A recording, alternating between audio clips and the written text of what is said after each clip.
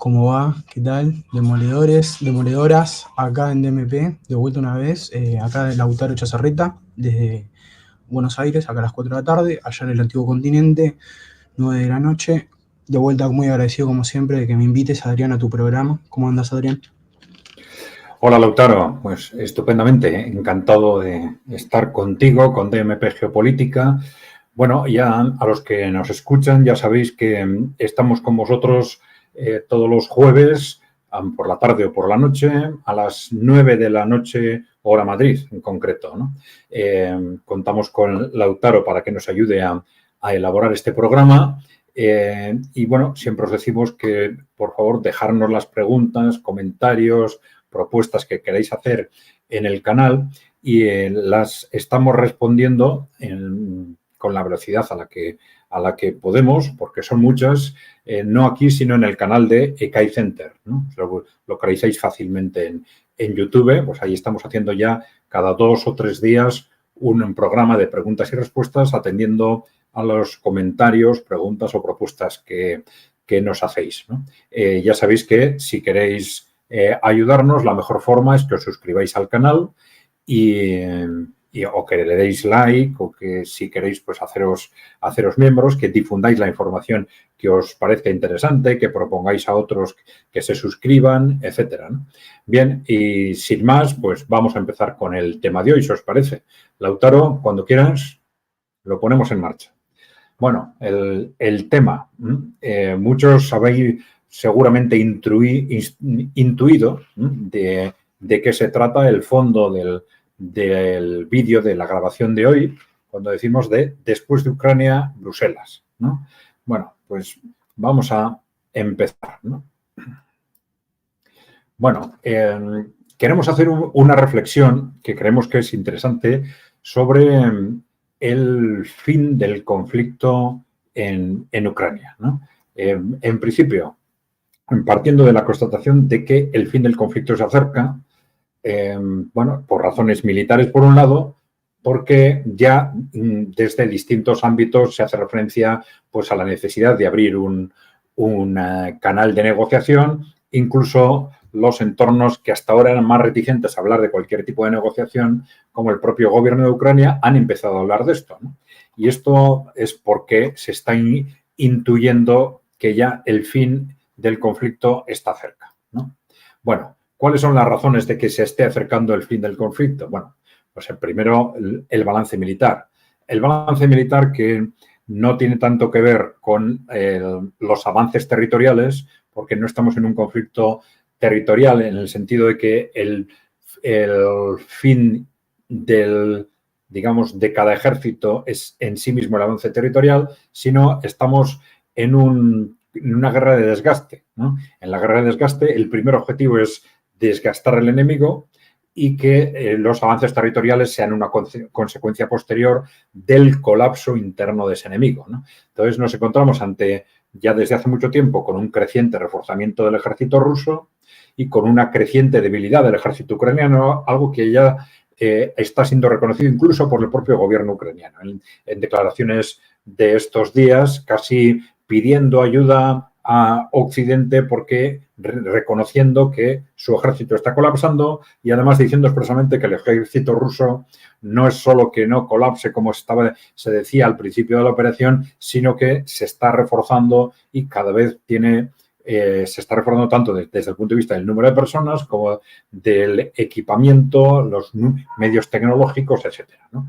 Entonces, ese reforzamiento del ejército ruso y esa creciente debilidad del ejército ucraniano es lo que determina el que estemos avanzando ya muy rápidamente hacia el fin de ese conflicto, porque el colapso ucraniano está cada vez más cerca, ¿no? Está habiendo en conjunto avances territoriales continuos a todo lo largo del frente, pero dentro de esa guerra de desgaste, la táctica del ejército ruso no es priorizar el avance territorial, sino aprovechar los pequeños colapsos que se producen o las debilidades del ejército ucraniano para conseguir pequeños avances territoriales que no son el primer objetivo.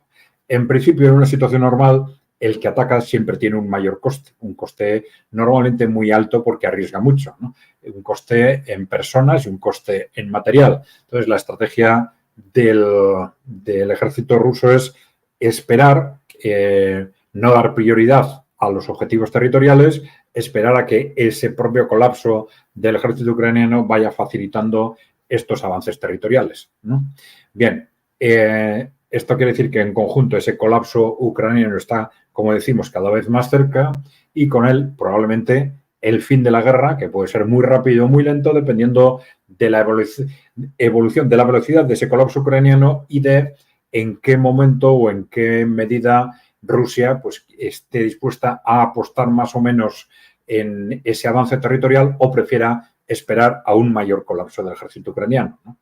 Hay una única posibilidad de retraso de ese horizonte y sería, en teoría, una intervención masiva de la OTAN que llevara el conflicto a una escala, en principio, continental o mundial, ¿no? Pero bueno, durante meses o quizás durante más de un año aproximadamente, distintos países de la OTAN han estado intentando generar las bases para ese conflicto, provocando a Rusia fundamentalmente, intentando que fuese Rusia el que diera el primer paso de reaccionar atacando de alguna forma que justificara al bloque occidental una escalada, pero hasta ahora no lo han conseguido y ahora ya se abre un contexto en el que cada vez está más cerca esa victoria militar de Rusia, y a la vez en el que el contexto institucional de Estados Unidos y, por tanto, de las relaciones entre Europa y Estados Unidos, pues van a ponerse en cuestión probablemente dentro de unos meses. Y claro, la intervención masiva de la OTAN no se va a producir si Estados Unidos no participa directamente, ¿no? Estamos en un contexto similar al que se ha planteado en el caso de Israel. Israel está apostando también por una escalada del conflicto en Gaza, pero esa escalada no tiene un sentido directo porque son militarmente muy inferiores a los países que le rodean. Solo tiene sentido si en esa escalada consiguen implicar a Estados Unidos. Lo mismo pasa en Europa Occidental. Los países de Europa Occidental no tienen capacidad militar de enfrentarse a Rusia. Esa escalada solo tiene sentido si dan por supuesto que Estados Unidos se incorpora, que arrastran a Estados Unidos a esa escalada, ¿no? Y esto es aparentemente cada vez más difícil, ¿no? Bueno, esto es parte de esa escalada de provocaciones, ¿no? Está Europa Unida y la OTAN están listos para el contraataque de Kiev, autorizando a Ucrania de que ataque objetivos en Rusia, etcétera, ¿no? Eso ha sido la constante de los últimos meses, ¿no? Pero lo que sí se está visualizando ya es, como consecuencia de estos dos factores, por un lado la victoria rusa en Ucrania, por otro lado el cambio de contexto en Estados Unidos, que el fin del conflicto se aproxima, ¿no?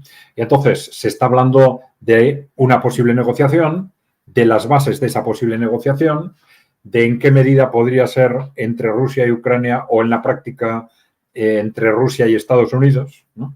O entre Rusia, China y Estados Unidos, probablemente. Pero bueno, el tema es, ahí se está hablando mucho de la cuestión territorial, ¿no?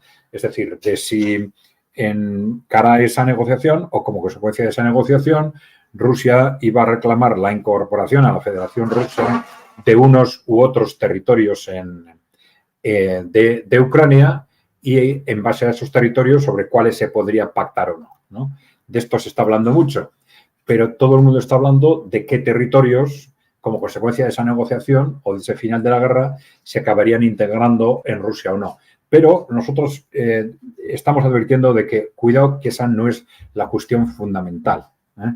Porque, claro, esta guerra estalló más que como una reivindicación territorial, como una cuestión de la seguridad estratégica de Rusia, ¿no? Entonces, claro, avanzaría muy poco la seguridad estratégica de Rusia si, independientemente de qué territorios se incorporan a Rusia, detrás de esos territorios tienen un Estado obsesivamente antirruso, más antirruso que nunca y aliado estratégico de la OTAN, ¿no? Y que quizás al año siguiente no, pero en cuanto pueda se va a aliarse con la OTAN para rearmarse e intentar crear otra vez otro conflicto, ¿no? Entonces, ese marco estratégico implica, como se decía desde Rusia antes del conflicto también, pactar un marco de seguridad global europea, ¿no? Y esto implica, sobre todo, pactar qué es lo que sucede más allá de esos territorios que se prevé que se puedan integrar en la Federación Rusa, ¿no? Bien. Esto es lo que decimos. La cuestión básica, sí.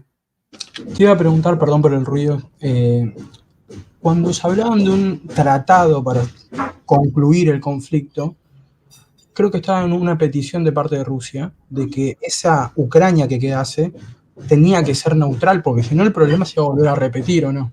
Efectivamente, efectivamente. Vamos a hablar de eso, porque la cuestión no es, o no es solo, no es lo más importante qué territorios quedan dentro de la Federación Rusa, sino qué pasa más allá de esos territorios, ¿no? Sobre qué territorios pueden quedar o no, pues dentro de la Federación Rusa, pues bueno, va a depender de la evolución militar del conflicto. Una posible referencia son las regiones de habla rusa, ¿no? Es decir, que más o menos las regiones de habla rusa se incorporaran a la Federación Rusa, las regiones fundamentalmente de habla ucraniana no. Pero bueno, eso es una referencia aproximada de un posible horizonte, sin más, ¿no? Como decimos, esto no es lo fundamental, sino lo fundamental es qué pasa más allá, ¿no? Bien, más allá de esos territorios que se incorporan a Rusia, ¿no? Bueno, y entonces tenemos dos cuestiones claves en este sentido. Primero, ¿cuál es el futuro institucional de ese resto de Ucrania, ¿no? Es decir, porque ahora cuando se habla de esto, se está dando por supuesto que va a ser un futuro mirando hacia el oeste. Se habla de si se va a incorporar a la OTAN, unos diciendo por supuesto que se va a incorporar a la OTAN, otros diciendo cuándo se va a incorporar a la OTAN, pero claro, al final el punto de partida es de qué Ucrania estamos hablando, ¿no? Y para eso tenemos que recordar que Ucrania, a partir del fin de la Unión Soviética, pues tuvo gobiernos en los que se alternaron, digamos, las tendencias, vamos a decir, pro-oeste y pro-oeste, ¿no? Esto quiere decir que dentro de Ucrania hay las dos tendencias, y no solo en la zona, digamos, rusófona, ¿no?, en la que se habla ruso, sino en toda Ucrania. Incluso antes comentábamos, antes de empezar, Lautaro, cómo ya 2 años después del final del régimen de la dictadura, si se quiere, de la Unión Soviética, cuando se hizo un referéndum en la propia Ucrania también, en el que se preguntó a los ciudadanos, tenían ya 2 o 3 años de libertad de prensa, o sea que no estaban directamente, no estaban condicionados por la situación de dictadura, ¿no? Se preguntó a los ucranianos si querían o no mantenerse dentro de la Unión Soviética, y más de un 70, creo que fue un 73, un 74% votó a favor de mantenerse dentro de la Unión, ¿no? Y sin demasiadas diferencias entre territorios del este y del oeste, ¿no? Esta era la mentalidad ucraniana después de la Unión Soviética, ¿no? Claro, esto en buena parte en función, pues, de quién controla los medios de comunicación, quién controla la industria cultural, etcétera, como pasa en todos los países. Esto se fue modificando y se fue arrastrando sobre todo a la población, vamos a decir, sí, de habla ucraniana, a una posición claramente antirrusa, ¿eh? Y esto pues dividió en dos al país, etcétera, ¿no? Pero lo que quiero decir con todo esto es que no es en absoluto inverosímil que esa nueva Ucrania que quede más allá de esos territorios que se incorporan a Rusia sea una Ucrania neutral o una Ucrania, como se ha dicho a veces, neutral o una Ucrania claramente mirando hacia el este, ¿no? Que del estilo de lo que puede ser ahora Bielorrusia, por ejemplo, ¿no? No creo que sea en absoluto un horizonte que se pueda descartar, incluso una Ucrania que, por sus vínculos históricos, como los tiene con Bielorrusia, junto con Bielorrusia y con Rusia, llegaran a algún tipo de acuerdo de integración o confederación o algo por el estilo, ¿no? No sería en absoluto inverosímil, ¿no? Te quería preguntar entonces, ¿vos ves posible el escenario de una Ucrania total dentro de la Federación Rusa, o por lo menos más como Bielorrusia, un país aparte pero afín con Rusia? Sí, yo creo que es perfectamente posible, porque claro, hay que tener en cuenta que esa obsesión antirrusa es producto de 30 años de una constante provocación, incluso de la financiación de estos grupos nazis o neonazis, etcétera, ¿no? Pero claro, eso, como vamos a ver ahora, es que probablemente va a cambiar el contexto en el conjunto de Europa. La influencia, esas influencias externas, ¿no?, sobre la propia Ucrania, seguramente se pondrían en marcha mecanismos para evitar la interferencia de estos países de Europa Occidental, como los que se han puesto en marcha en Eslovaquia, en Hungría, etcétera, ¿no? Y esto facilitaría una rápida evolución probablemente de la opinión pública y un contexto institucional, ya digo, que mirara más al este que al oeste, ¿no? Yo creo que esto es perfectamente verosímil, perfectamente posible. Bien, pero de cualquier forma tenemos dos cuestiones claves. La primera es, ya digo, el futuro institucional del resto de Ucrania, de esa Ucrania que en principio no se incorpora a Rusia como las provincias del este. Pero luego hay otra cuestión que es el futuro de la Unión Europea, porque claro, si queremos organizar un marco de seguridad en Europa, la cuestión no es solo qué pasa con Ucrania, sino qué pasa más allá. Vamos a, después de todo lo que ha sucedido y está sucediendo, vamos a mantener a este conjunto entre Unión Europea y OTAN obsesivamente agresivo con respecto a Rusia, ¿no?, pensando siempre en la necesidad de neutralizar, someter a Rusia, etcétera, que es al final el fondo del problema. Es lo que está generando este problema desde los años 90, desde la doctrina Wolfowitz en Estados Unidos y el sometimiento de esa Europa occidental a esas estrategias de la NATO y de Estados Unidos. Bueno, entonces, como decíamos, sí, doctor. Te quiero hacer una consulta. En este escenario también se volvería a replicar esta cuestión si se agrega Ucrania. De vuelta tendría una frontera medio bastante caliente con lo que sería Polonia. Es parte de la OTAN, ¿o no? Es medio como paradójico también.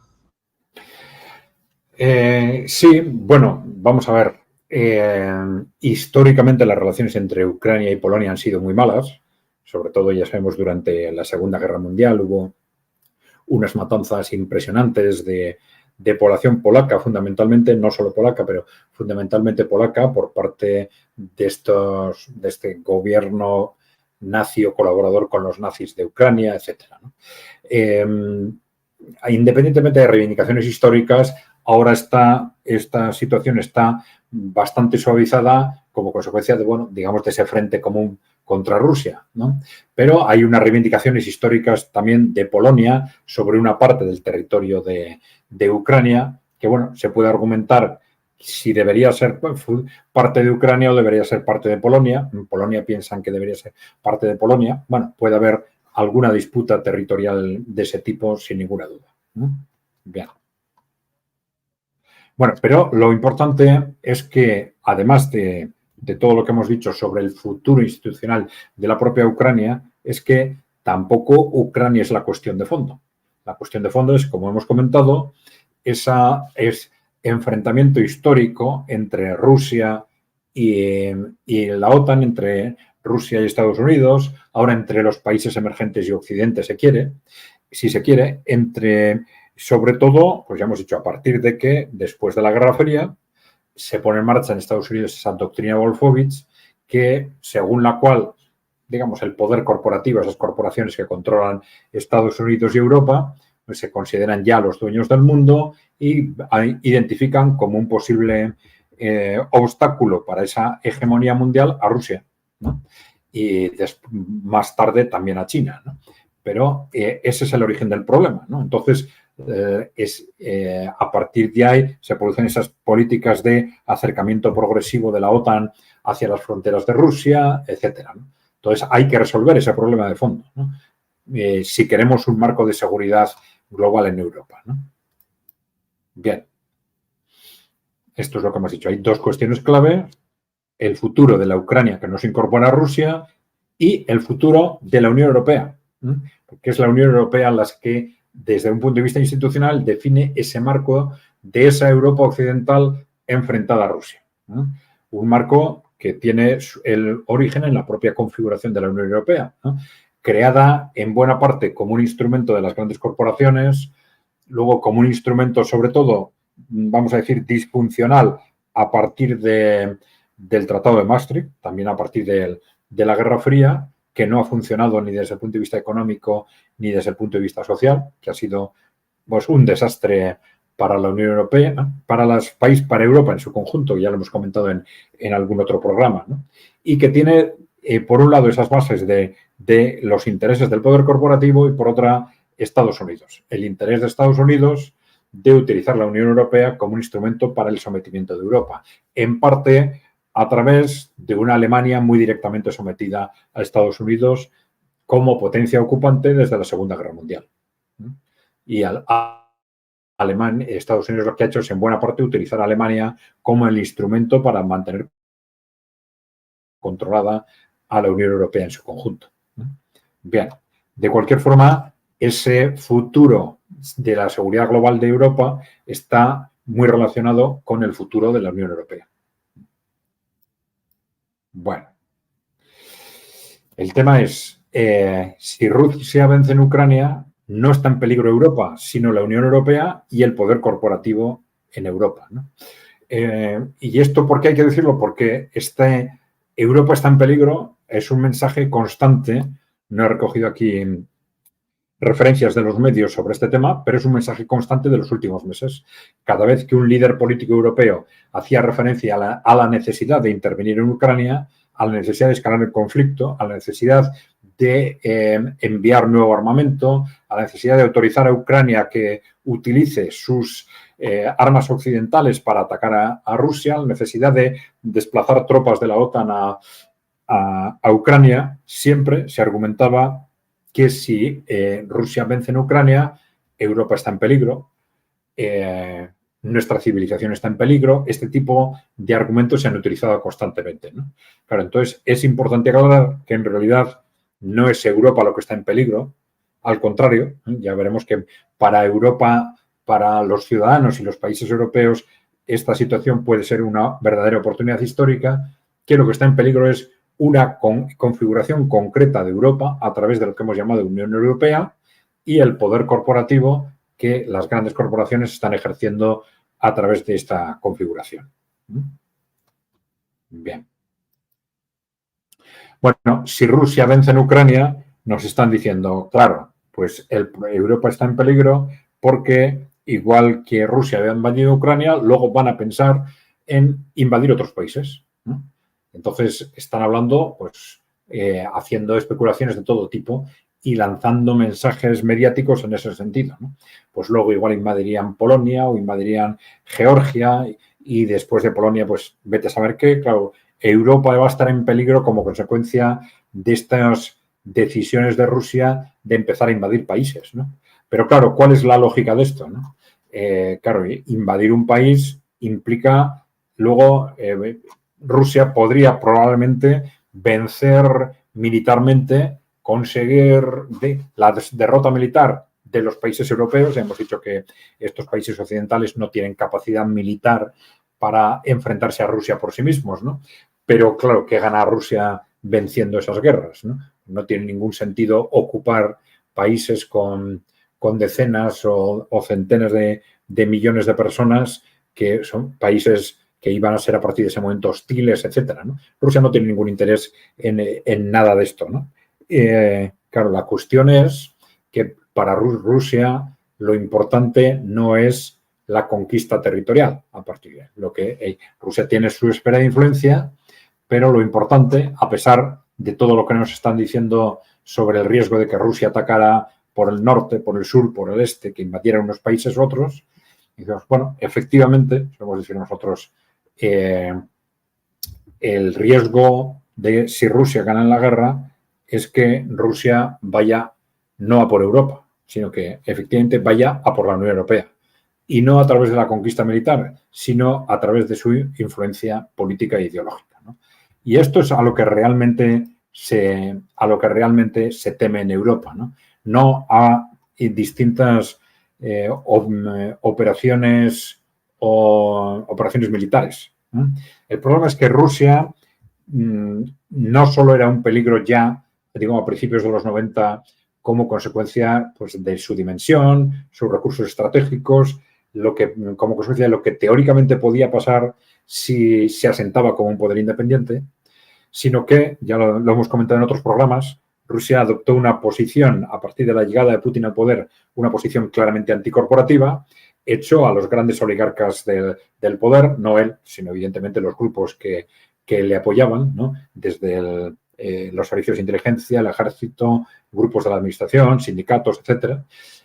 Su objetivo fundamental fue echar a los oligarcas del poder y asumir una posición, digamos, una estrategia anticorporativa similar a la que ha asumido China a partir de la llegada de Xi Jinping al poder en 2012, que supone asegurar que los oligarcas, las grandes empresas privadas, quedan apartadas del poder político y luego abordar una estrategia anticorporativa a nivel mundial que supone apostar por un mundo multipolar y, en este sentido, hacer frente al poder global de Wall Street y la City, para simplificarlo de alguna forma. Bien, pero claro, como consecuencia de todo esto, además de haber hecho frente al poder occidental en el ámbito geopolítico, por ejemplo, a través de la intervención rusa en Siria, que destruyó las estrategias de Occidente de contener o de someter a los países musulmanes en su conjunto. Bueno, además de todo esto, Rusia ha ido teniendo una influencia creciente en Occidente, una influencia creciente, digamos, sobre todos los movimientos alternativos. Es decir, frente a la unificación ideológica que ese poder corporativo consigue en Occidente en los años 90, donde se sigue hablando de izquierdas, derechas y centro, pero en la práctica todos acaban siendo sometidos rápidamente al dictado del modelo neoliberal, del atlantismo en geopolítica y de los modelos socioculturales de lo que nosotros llamamos el posmocapitalismo.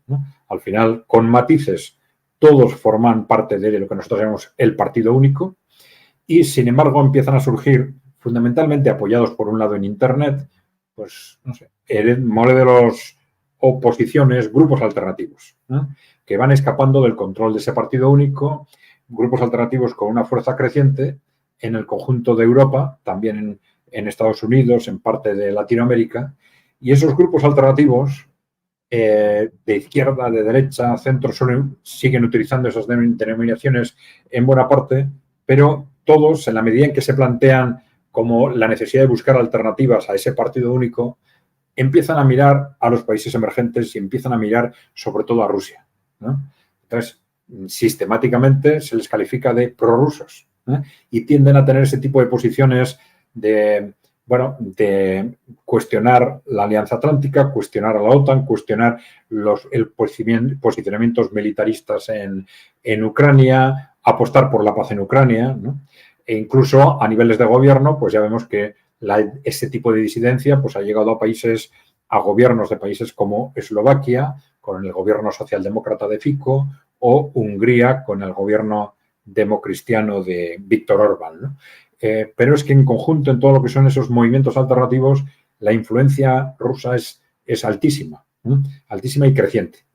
¿Por qué? Pues porque lo ven como un país que ha sido capaz de quitar del poder a estas poder corporativo, a estas grandes corporaciones, y a partir de ahí empezar a trabajar como gobierno defendiendo a sus ciudadanos. Y esto es lo que, desde una ideología u otra, todos estos movimientos están intentando buscar. Quitar del poder a estas grandes corporaciones que controlan al partido único también, Y controlan las instituciones europeas, etcétera, Bueno, pues esta influencia es altísima. Ya hemos dicho más de una vez que, sobre todo de Rusia, más que de China, porque, claro, Rusia es culturalmente muy occidental. Entonces, China también, evidentemente, ha tenido una posición anticorporativa, pero es la influencia político-ideológica de China es más difícil que llegue a los ciudadanos occidentales porque tienen otra cultura muy distinta, referencias culturales muy distintas. Bueno, el contagio, sin embargo, de las estrategias que se adopten y salgan adelante en Rusia es y está siendo mucho más directo en todos estos movimientos alternativos, ¿no? Pero claro, la cuestión que es que si Rusia vence en Ucrania, esa influencia política e ideológica se va a disparar. Se va a disparar y, claro, mucho más, esto va a suceder mucho más y mucho más rápido si a la vez que Rusia vence en Ucrania, Estados Unidos se aleja o radicalmente del proyecto OTAN y, por lo tanto, de esa alianza geoestratégica con la Unión Europea. Esta es la cuestión fundamental. Si por un lado Rusia vence en Ucrania y por otro lado Estados Unidos se va de esa interrelación, de esa integración geopolítica con Europa, la Unión Europea va a tender rápidamente a disolverse, porque estas son sus propias bases, esa integración con Estados Unidos, ¿no? Bueno, esto es una simbología de esa disolución progresiva de la Unión Europea, ¿no? Bueno, digamos, si Estados Unidos se va, la Unión Europea se disuelve. ¿Por qué? Bueno, pues tendríamos, por un lado, que Alemania rápidamente se independizaría de Estados Unidos. El país que probablemente de los grandes países ha dependido más directamente de Estados Unidos. Claro, esto no lo podemos interpretar en base a líderes políticos concretos. Lo que va a suceder es que estos líderes concretos que están ahora en el poder, lo que se van a sentir es absolutamente huérfanos, ¿no? Es decir, claro, este poder que nos mandaba desde Estados Unidos de pronto desaparece, pero claro, van a quedar sin las bases institucionales que les soportaban y van a ser cuestionados rápidamente, ¿no? Sí. Adrián, yo tengo una pregunta. Si Estados Unidos se va y la Unión Europea se disuelve, ¿no existe una posibilidad realmente de una reconfiguración de la Unión Europea, una más independiente, siguiendo realmente los verdaderos principios con los que se creó la Unión Europea? Por una Europa más integradora, más avanzada.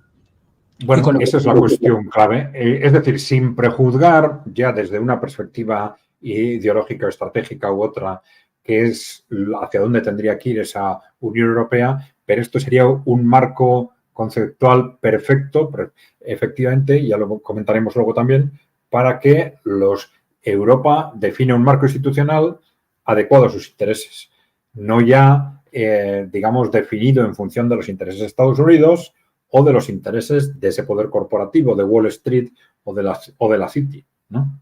Pero bueno, bases de esto, bases de esa caída, de esa disolución de la Unión Europea. Primero, Alemania se independiza de Estados Unidos y de una forma o de otra empieza a pensar en sus propios intereses y los intereses de Europa, no solo dentro de su propia actividad, sino en cara a las instituciones de Bruselas. Se cuestiona la OTAN, que es otra de las bases de la Unión Europea. No es casualidad que la sede de la OTAN esté también en Bruselas. Con esto desaparecen las bases institucionales de la actual Unión Europea y a la vez ese partido único que ahora componen todavía, pues formalmente socialdemócratas, liberales, populares, etcétera, pero que en realidad defienden lo mismo, con matices, ¿no? Bueno, ese partido único sería rápido, ya lo es en cierta forma, ¿no? Pero sería rápidamente cuestionado en todos los países europeos, perdería fuerza, perdería los apoyos financieros, apoyos externos que han tenido hasta ahora y rápidamente irían perdiendo fuerza, salvo que alguno de estos grupos se reconvierta. Esto es muy complicado de hacerlo, ¿no? Sin cambiar rápidamente líderes, etcétera, pero igual alguno, no hay que prejuzgar que alguno no tenga capacidad de adaptarse rápidamente al nuevo contexto. Pero si no es así, esos grupos van a ser cuestionados, van a reducir muy rápidamente su espacio electoral frente a los grupos emergentes que desde izquierda o de derecha van a surgir rápidamente para sustituirlos y ocupar esos espacios electorales, ¿no? Y esto va a llevar muy rápidamente a una nueva configuración institucional de Europa, ¿no? Y esto es, al final, lo que va a suponer la disolución de esa Unión Europea actual, ¿no? Bueno, es esa OTAN que al final es una integración institucional clara de Estados Unidos y Europa Occidental o, si se prefiere, una expresión del sometimiento militar de Europa a Estados Unidos. Claro, a esto se está ese despego, por ejemplo, de Estados Unidos con respecto a la OTAN. En el caso, por ejemplo, de Donald Trump, se está formalizando a través del cuestionamiento presupuestario, ¿no? Diciendo, no, que Trump suele hacer afirmaciones de este tipo, ¿no? No, es que los países europeos no han pagado nada y tienen que pagar más, etcétera, ¿no? Y si no, pues no les vamos a defender o nos vamos a ir de la OTAN, etcétera, ¿no? Claro, con esto que se está diciendo, porque claro, Estados Unidos estaba aceptando esa situación, pero claro, Estados Unidos no lo aceptaba porque fuesen tontos, ¿no? Lo estaba aceptando porque este era un reflejo de ese sometimiento, esa dependencia militar de Europa con respecto a Estados Unidos, era un instrumento clave para el sometimiento político de Europa, ¿no? Entonces, Donald Trump, cuando cuestiona ese régimen presupuestario, lo que está es planteando argumentos para despegarse de la OTAN, ¿no? Bien. Bueno, entonces, por un lado, sin la OTAN, y además tendríamos por el otro lado una influencia ideológica y política creciente de Rusia y de los países emergentes, porque, claro, ahí está evidentemente esa influencia económica de China que ahora se está intentando recortar, pero claro, que en ese nuevo contexto político eso ya no tendría por qué ser así. Esa influencia económica de China se mantendría, iría incluso más, mientras Europa no sea capaz de adaptarse a ese nuevo contexto y adoptar medidas de reactivación económicas basadas no ya en el intento de dominio del mundo como potencias coloniales, etcétera, sino en su propia reindustrialización, etcétera, ¿no? Pero bueno, en definitiva, por un lado, sin la OTAN y por otro lado, con esa influencia creciente de Rusia y de los países emergentes, el partido único europeo, lo que hemos llamado partido único, tiene los días contados, ¿no? Y con él también, lógicamente, la Unión Europea. Bien. Bueno, esto es un reflejo de ese cuestionamiento. Me quedé pensando, Adrián, pero obviamente por la relación que hay entre Estados Unidos, su participación en Ucrania, si el Partido Republicano, particularmente en Estados Unidos, esto del partido único no se está dando, por lo menos. Está bien que siempre hay que analizar lo que nos enseñaste, lo de una divergencia controlada que puede ser Donald Trump y que realmente no cambie nada. Pero si se quiere desligar de la guerra en Ucrania, la disolución y todo esto, parecería que el partido único europeo no le convendría para nada. Que estas líneas que, por ejemplo, J.D. Vance, su vice, no le importa nada lo que está pasando en Ucrania y quieren que paguen, más que nada. Sí, claro, la evolución de Estados Unidos ha sido distinta porque ese régimen de partido único existía hasta hace muy poco, ¿no?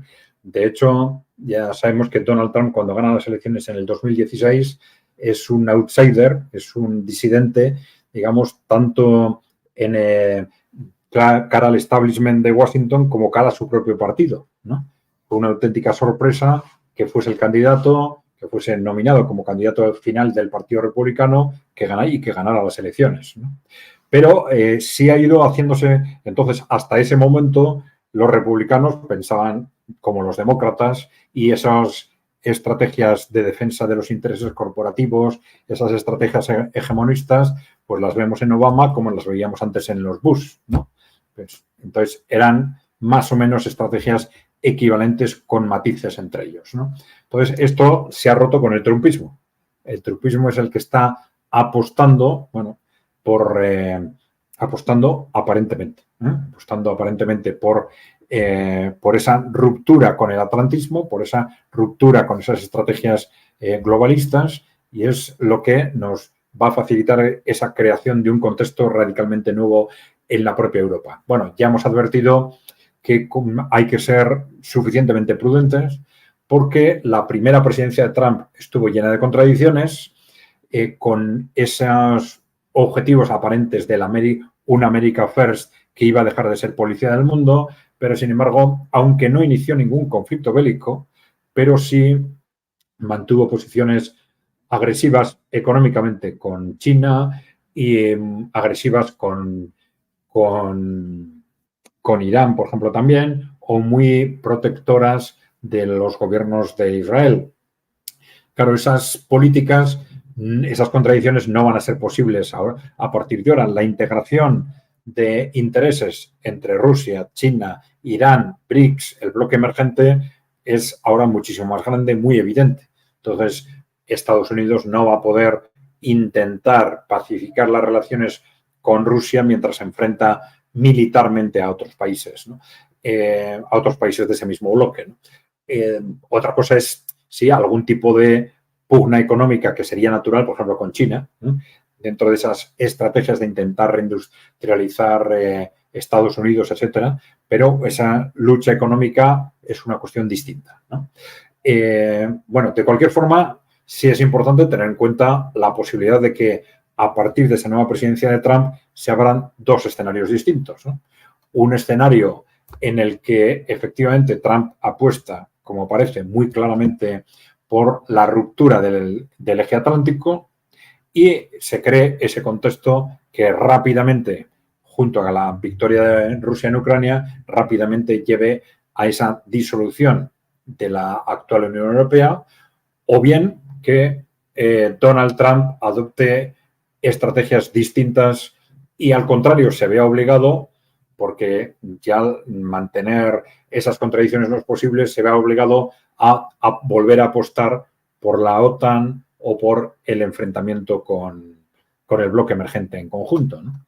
Un enfrentamiento más o menos abierto, ¿no? Bueno, y esto nos lleva precisamente a este horizonte, ¿no?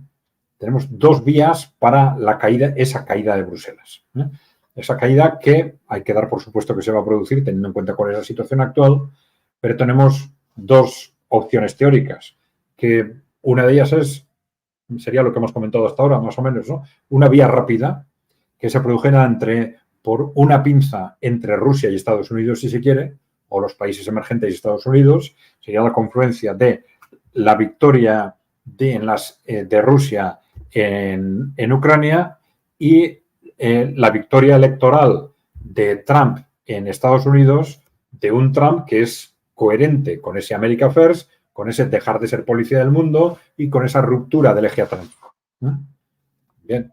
Y la otra opción teórica sería, digamos, la vía lenta en la que Trump o bien no gana las elecciones o bien no responde a esas expectativas y queda claro que al final pues Trump no era lo que decía que era, o el trumpismo no es lo que dicen que son.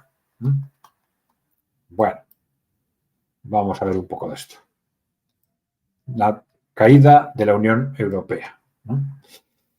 Vamos a ver, primero la vía rápida, ¿no? Tenemos tres bases para ello, ¿no? Primero, la victoria de Rusia en Ucrania, que esto es algo que está en camino, salvo un desastre, ya lo hemos comentado antes, de un desastre generado por una intervención masiva de la OTAN que necesariamente tendría que estar acompañada por una intervención de Estados Unidos, sin descartar que en estos pocos meses que quedan se produzca algún estallido de ese tipo, precisamente para evitar que una presidencia de Donald Trump pueda reorientar esta situación o que la victoria de Rusia avance demasiado, ¿no? Y haga ya, digamos, irresoluble la situación, ¿no? Entonces, esto es difícil. Durante estos días o estas semanas hay menos declaraciones agresivas de los líderes políticos de los países más importantes, pero se siguen produciendo los movimientos de tropas, vamos a decir, amenazantes, ¿no? De desplazamientos hacia Ucrania, etcétera. Con lo cual, el riesgo de que haya de todas formas un estallido durante estos meses está ahí todavía. Bien. Pero bueno, las tres bases para esa vía rápida hacia la caída de Bruselas serían Bruselas, por supuesto, como capital de la Unión Europea. Por eso hablamos de Bruselas, ¿no? Serían la victoria de Rusia en Ucrania, la victoria de Trump en las elecciones presidenciales y que como consecuencia de esa victoria Estados Unidos se desentiende de esa alianza atlántica, de la OTAN y de esa interrelación política con Europa e incluso colabora con Rusia en la caída de Bruselas. En la práctica estaríamos hablando de que el conflicto en Ucrania se cierra a través, independientemente de que formalmente pues aparezca una negociación o una aparente negociación o una aparente rendición entre Ucrania y Rusia, pero la verdadera negociación sería entre Estados Unidos y Rusia, o quizás entre Estados Unidos, Rusia y China.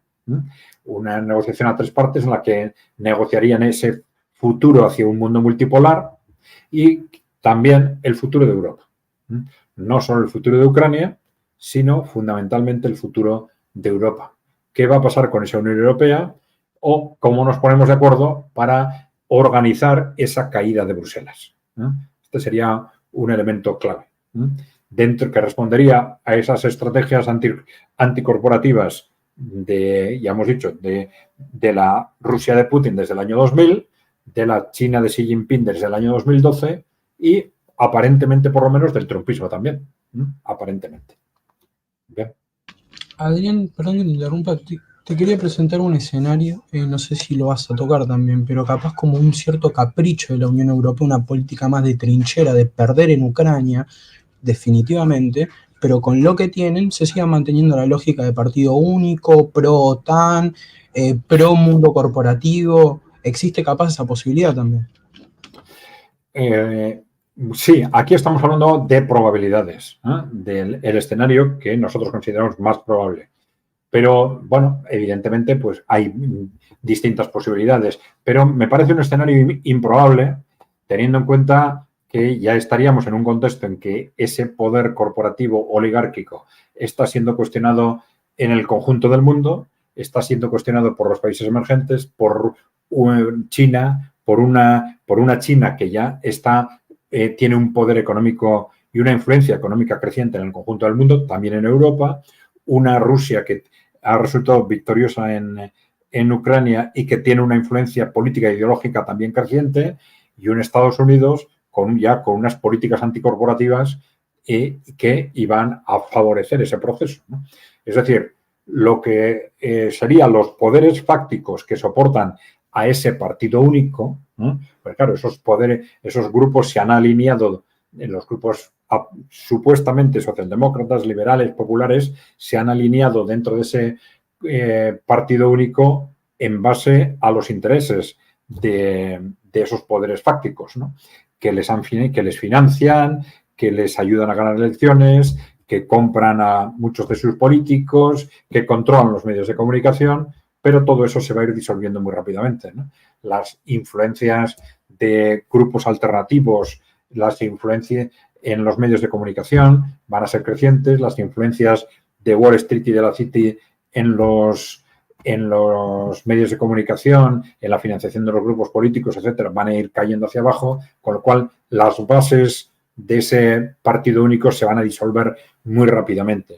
No es que estemos ante una expectativa más o menos casual de ver a ver qué pasa en las elecciones, ¿no? No, sino que detrás de esto va a haber un desplazamiento radical en la sustitución, si se quiere, de unos grupos fácticos por otros, de unas influencias por otras y, sobre todo, la desaparición, el corte radical de esas influencias de hecho, de ese poder corporativo de Wall Street y de la City sobre los medios de comunicación, sobre los grupos financieros y, al final, sobre ese partido único. Vale. Bueno, pero este es el escenario, decíamos, de la vía rápida, ¿no?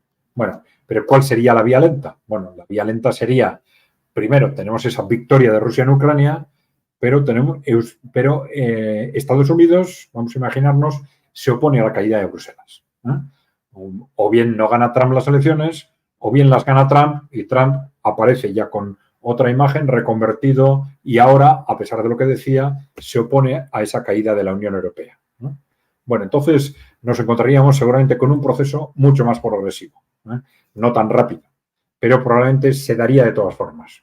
Porque Estados Unidos, independientemente de cuál sea su posicionamiento geopolítico, evidentemente no estamos hablando del supuesto de una guerra mundial, que probablemente sería una guerra nuclear, etcétera, ¿no? Pero bueno, Estados Unidos tiene una influencia política que de una u otra forma va a menos en el mundo, y esa descomposición política de Europa Occidental se produciría de todas formas, solo que en este caso sería progresiva, ¿no? Los grupos del Partido Único irían perdiendo posiciones como las han ido perdiendo hasta ahora, ¿no? Los grupos emergentes de derecha o de izquierda, ¿no? Que les llaman populistas, ¿no? Pero irían cogiendo peso, irían haciéndose con un gobierno aquí, otro gobierno allá, con más rapidez de la que hasta ahora, y esto llevaría a una descomposición también de esas bases de la Unión Europea, de esas bases del Partido Único, solo que más lenta que en el otro contexto, ¿no? Eso sí, mientras tanto tendríamos dos grandes riesgos, ¿no? Por un lado, ese riesgo de una guerra abierta entre la OTAN y Rusia y China, o los países emergentes, y por otro lado, un riesgo claro de un giro autoritario en Europa Occidental. Un giro para evitar esa descomposición o contener o detener o ralentizar esa descomposición, ¿no? Un giro que de alguna forma pues ya se está intuyendo en los últimos años, ¿no? Cuando se empiezan a tomar medidas pues, de tipo censura, ¿no? Que ya es algo que empezó en las redes sociales, primero con el argumento de que, bueno, las redes sociales son privadas, pero eran evidentemente instrumentos de censura para contener la disidencia en Internet, ¿no? Luego, esos elementos de censura ya han pasado cada vez más, están pasando a los gobiernos, a las instituciones de la Unión Europea, que primero estaban alentando a las redes sociales y ahora obligando a las redes sociales a que censuren, ¿no? De una forma más o menos acentuada. Pero bueno, son elementos que nos están alertando del riesgo de que la Europa Occidental en su conjunto avance rápidamente hacia vías de gobiernos autoritarios, con el fin de evitar el avance de ese movimiento anticorporativo que a partir de la victoria rusa en Ucrania se iba sin duda a acelerar. Bueno, esos son, desde nuestra opinión, los dos grandes riesgos. Guerra abierta entre la OTAN y Rusia-China por un lado, y por el otro, digo Rusia-China porque ya es evidente esa disposición de China a implicarse directamente en caso de un conflicto militar abierto, ¿no? Hoy mismo aparecían esas noticias alertando de bombarderos estratégicos de Rusia y de China patrullando conjuntamente en el Pacífico, en el mar de Barents, junto a las costas de Estados Unidos, ¿no? Claro, estos son cuestiones muy simbólicas, como ese desplazamiento de tropas chinas a Bielorrusia, ¿no? Con ejercicios militares en la propia Bielorrusia, junto a las fronteras de Ucrania, de Polonia o de Lituania. No es que China estén pensando ya en implicarse directamente en el conflicto, pero están avisando. Ojo que estamos aquí y que si este conflicto estalla, no va a ser solo con Rusia, va a ser también con nosotros, ¿no? Yo creo que el mensaje es clarísimo. Si se produce una guerra abierta entre la OTAN y Rusia, no va a ser entre la OTAN y Rusia, va a ser entre la OTAN y Rusia y China. Bien. Bueno, con todo esto, pues estamos ante ese previsto colapso de la Unión Europea, que no es el colapso de Europa, es el colapso de unas instituciones concretas que, al contrario, han estado avanzando en la destrucción de Europa durante los últimos 30 años prácticamente, ¿no? Y esto es muy importante, ¿no? Distinguirlo. Creo que ya hablamos de esto en otro programa, pero la Unión Europea, independientemente de esos objetivos iniciales, por un lado, de utilizarlos para el poder corporativo, para los intereses de las grandes corporaciones, por otro lado, para el control por parte de Estados Unidos, en buena parte a través de Alemania, ¿no? Pero era una estructura que dentro de ese marco era funcional, ¿no? hasta el final de la Guerra Fría, pero que dejó de ser funcional a partir del Tratado de Maastricht. Y esto se ha visto clarísimamente en la evolución de Europa desde entonces, ¿no? Una Europa que ha ido perdiendo radicalmente peso en el mundo, que se ha visto sometida al hundimiento demográfico, a una ralentización creciente de la economía, a un estancamiento de la economía durante los últimos 20-25 años y a un creciente endeudamiento que está cada vez más amenazando su futuro. Es decir, Europa no ha funcionado en los últimos 30 años y no ha funcionado en buena parte porque las instituciones responsables de que funcionara bien no solo no han hecho bien las cosas, sino que no han querido hacer bien las cosas, porque estaban perfectamente sometidas a intereses ajenos a los de los europeos, intereses norteamericanos por un lado y corporativos por el otro. Y esto se ve clarísimamente en la agenda de las instituciones europeas, cuando hay problemas gravísimos, fundamentales, estratégicos, vitales para Europa, que no solo no se solucionan, sino que no se ponen encima de la mesa, que no se abordan, esto es porque no se quieren abordar y que precisamente se van convirtiendo en los problemas fundamentales y cada vez más graves porque no se abordan, ¿no? Entonces, esto nos revela claramente que estas instituciones no están pensando en los intereses de los europeos, ¿no? Y al contrario, son directamente responsables de este desastre de Europa, ¿no? Bueno, entonces sí podemos hablar, pensando en positivo, de que el hundimiento, esa caída de la Unión Europea, no es en absoluto la caída de Europa, al contrario, es una auténtica oportunidad histórica para Europa, ¿no? Entonces, una oportunidad de empezar a pensar en qué es lo que necesitamos para construir el futuro. Los países europeos tienen, bueno, una tradición histórica común evidente y además son a nivel global suficientemente pequeños como para justificar tener una estructura común. Vamos a llamarle también Unión Europea, como le podríamos llamar de otra forma, ¿no? Pero bueno, podríamos a partir de ese momento construir una nueva Unión Europea que, independientemente, no vamos a entrar en ideologías concretas, pero que tuviera unos puntos de partida claves, ¿no? Como pueden ser, primero, esa ruptura de la dependencia con respecto a Estados Unidos, una cuestión clave para que nuestras instituciones empiecen a trabajar a favor de los europeos, una ruptura de esa dependencia con respecto al poder corporativo y para ello, bueno, lo mejor que podríamos hacer es aprender de lo que han hecho en Rusia y en China para apartar a ese poder corporativo del poder político. Esto sería lo que nos permitiría dar un nuevo impulso al desarrollo social y económico, crear unas instituciones que aseguremos que trabajan para los ciudadanos, hacer frente a los grandes países, a los grandes retos de Europa, y eso sí, en un contexto también de intercooperación con los vecinos, ¿no? Con Estados Unidos, por un lado, es decir, esa ruptura del sometimiento a Estados Unidos no tiene por qué suponer una ruptura con Estados Unidos, sino permitiría crear las bases para una cooperación futura y también, por supuesto, con Rusia y con China, sin descartar la posibilidad de analizar, por ejemplo, pues a veces se ha hablado del interés de que dentro de Eurasia se configuren otro tipo de ejes, quizás complementarios, ¿no? Por ejemplo, se ha hablado a veces de una Unión Europea desde Lisboa hasta Vladivostok, que incluyese a Rusia en su conjunto. Bueno, serían cuestiones a analizar. Sería una forma de garantizar en un futuro, digamos, unas relaciones pacíficas entre Rusia y Europa Occidental, por ejemplo, ¿no? Una cuestión muy importante, ¿no? O incluso que a través de esos ejes socioeconómicos de la nueva ruta de la seda o este eje de la franja y la ruta, impulsado desde China, pues que al final se impulse o se potencie ese eje euroasiático en conjunto, ¿no? Desde Europa hasta China, ¿no?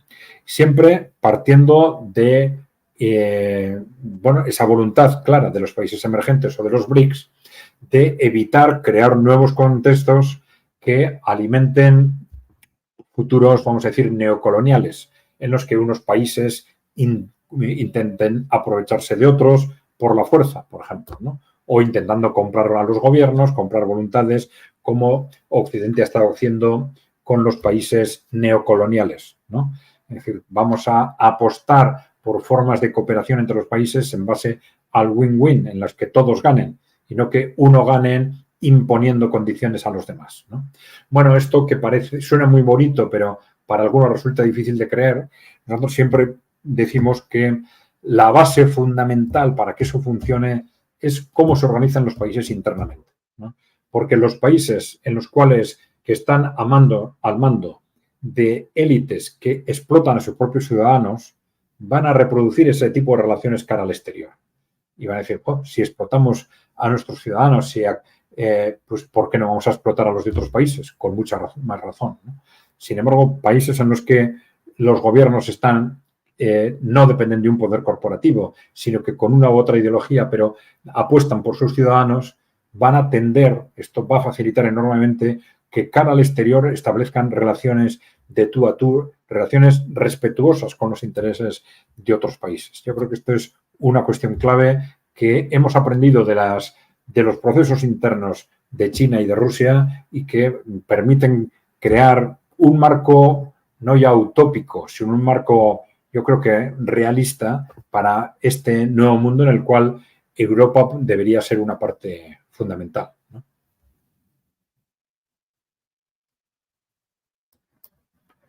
Bien, en este sentido es lo que decimos que esta victoria rusa en Ucrania y el marco institucional que se crea a partir de ello puede ser, digamos, la clave para la caída de la Unión Europea y a la vez una oportunidad, verdadera oportunidad histórica para Europa, ¿no?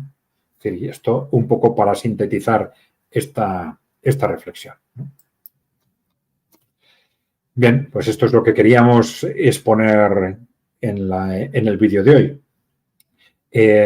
Bueno, con esto terminamos. Como siempre, pues ya sabéis, por favor, dejarnos comentarios, preguntas, propuestas, que vamos a intentar responderlas en vídeos de preguntas y respuestas que ya estamos haciendo en el canal de KAI Center, en el canal de YouTube de KAI Center. Y aquí, pues ya sabéis, si queréis ayudarnos, lo mejor que podéis hacer es suscribiros al canal, dar like si os gusta el vídeo. Si alguno queréis haceros miembros, pues también, por supuesto, difundir, por favor, la información que os parezca interesante, proponer a otros que se suscriban y esto es lo fundamental. Muchas gracias, Lautaro, por tu colaboración. No sé si quieres añadir algo, pero si no, nos despedimos de los oyentes. Nada más que agradecerte, como siempre, tu invitación. Lo mismo, suscríbanse, pongan like y nos vemos el jueves que viene. Muy bien, gracias a todos y un saludo. Saludos.